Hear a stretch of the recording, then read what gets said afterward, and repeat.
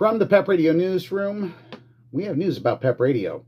This is PEP Radio General Manager David Moore. I do the newscasts, the news blasts, weather forecasts, and other programming for PEP Radio. I have worked in radio off and on since 1986.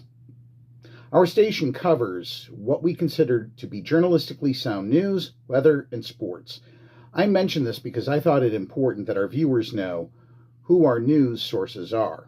We rely on the Associated Press, Reuters, Deutsche Welle, the BBC, and CBC for our news stories, depending on the impacted countries.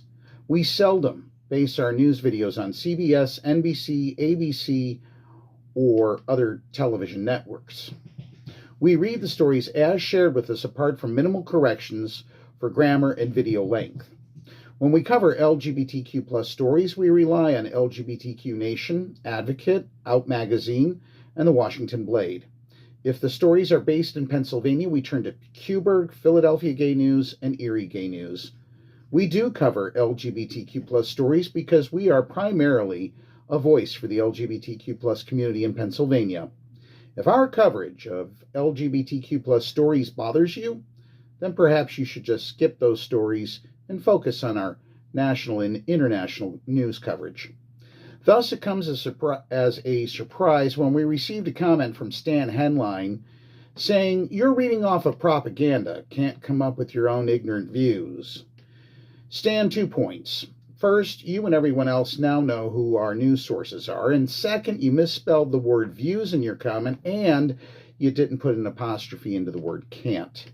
One more point for your consideration. We are strictly a volunteer radio station. Neither I nor our music director, Meredith, receive any money from the work we do.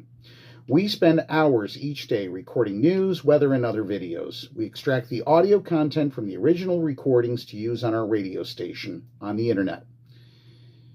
All we ask of our audience is to be considerate in your comments, not to attack the person delivering the news.